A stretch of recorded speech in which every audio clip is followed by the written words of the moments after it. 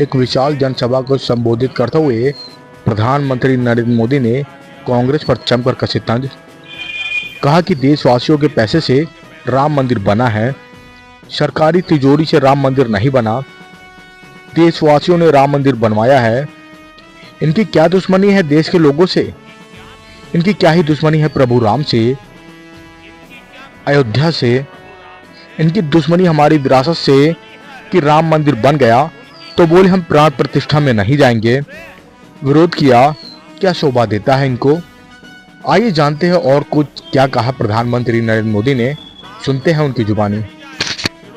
और ये देखिए, चलो भाई, देशवासियों ने चंदा दिया, 1 रुपया, 5 रुपया, 500 रुपया, 1000 रुपया, देशवासियों के पैसे से राम मंदिर बना है। सरकारी तिजोरी से राम मंदिर नहीं बना है, देशवासियों ने बनाया है। इनकी क्या दुश्मनी है इस देश के लोगों से? इनकी क्या दुश्मनी है प्रभु राम से? इनकी क्या दुश्मनी है अयोध्या से? उनकी क्या दुश्मनी है हमारी विरासत से कि राम मंदिर बन गया तो बोले हम उसके प्राण प्रतिष्ठा में नहीं जाएंगे। विरोध किया। क्या ये शोभा देता है क्या? शोभा देता है क्या? इतना ही नहीं, इनके मन में इतना जहर भरा है कि उनकी पार्टी के कुछ लोग राम मंदिर प्राण प्रतिष्ठा में आ गए तो उनको 6 साल के लिए पार्टी से निकाल दिया। जरा रामनवमी आ रही है, ये पाप करने वालों को भूलना मत भाइयों बहनों, भूलना मत।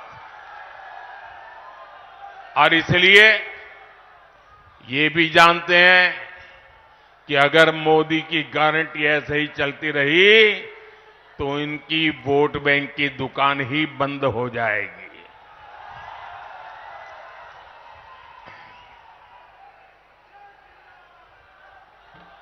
और इसलिए ये लोग मोदी की गारंटी का विरोध कर रहे हैं। साथियों, इंडी गठबंधन के पास न विजन है न विश्वसनीयता है। दिल्ली में जो लोग एक साथ खड़े होते हैं, अलग अलग राज्यों में वही एक दूसरे को गाली देते हैं। यहां बिहार में तो गजब हाल चल रहा है। यहां इंडी गठबंधन एक उम्मीदवार खड़ा करता है तो दूसरा नेता कहता है कि असली उम्मीदवार वो है। यहां आपस में ही सिर फुटबल मची है। ये मजबूरी में साथ आए लोग हैं और इनकी मजबूरी का एक ही नाम है सत्ता का स्वार्थ। इंडी गठबंधन यानी भ्रष्टाचारियों का ठिकाना। इंडी गठबंधन यानी देश विरोधी नफरती ताकतों का ठिकाना। आप इनके बयान देख लीजिए। इंडी गठबंधन वाले सनातन धर्म को समाप्त करने की बात करते हैं। इंडी गठबंधन वाले भारत के एक और विभाजन करने की बात करते हैं।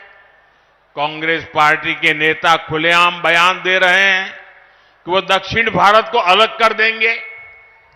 2 दिन पहले कांग्रेस ने जो अपना घोषणा पत्र जारी किया है उसमें भी मुस्लिम लीग के विचारों की छाप है। कांग्रेस ने घोषणा पत्र नहीं, तुष्टीकरण पत्र जारी किया है। साथियों, पूरे देश में चुनाव की हलचल बढ़ रही है, लेकिन ऐसा चुनाव है जिसमें विपक्ष के लोग गठबंधन बनाकर भ्रष्टाचारियों को छुड़ाने की रैली तो कर रहे हैं। और हालत देखिए, 2 खेमे, दोनों के विचार देख लीजिए। मैं कहता हूं भ्रष्टाचार हटाओ, वो कहते हैं भ्रष्टाचारी बचाओ।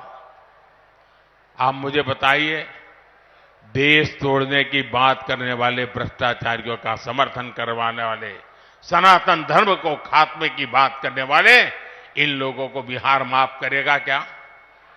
बिहार माफ करेगा क्या?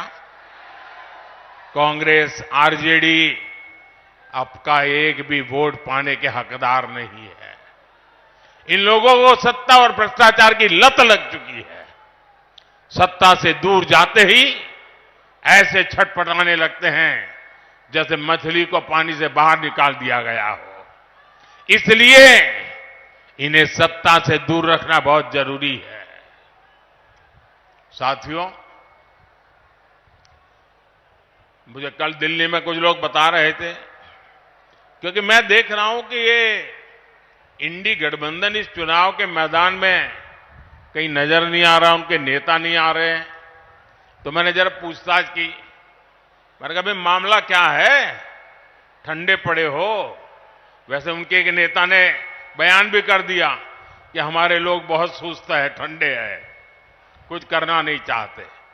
तो उन्होंने कहा कि इंडी गठबंधन के वरिष्ठ नेतागिरी में पिछले 15 दिन से बहुत तूफान चल रहा है। तो मैंने कहा, क्या तूफान चल रहा है भाई? बोले उनके एक नेता ने हट पकड़ करके बैठे हैं कि जब तक इंडी गठबंधन उन्हें प्रधानमंत्री का उम्मीदवार घोषित नहीं करेगा, वो एक भी चुनाव प्रचार में नहीं जाएंगे।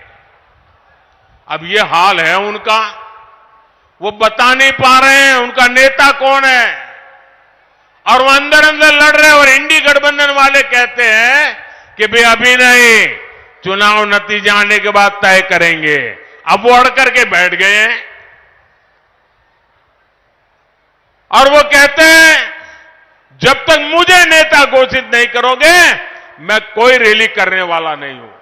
अब ये समझा रहे हैं, पता नहीं समझ जाए नहीं समझ जाए, लेकिन ये हाल है उनका। साथियों, मैंने हमेशा कहा है 140 करोड़ देशवासी मेरा परिवार है, और ये सिर्फ शब्द नहीं है, मेरी भावना है।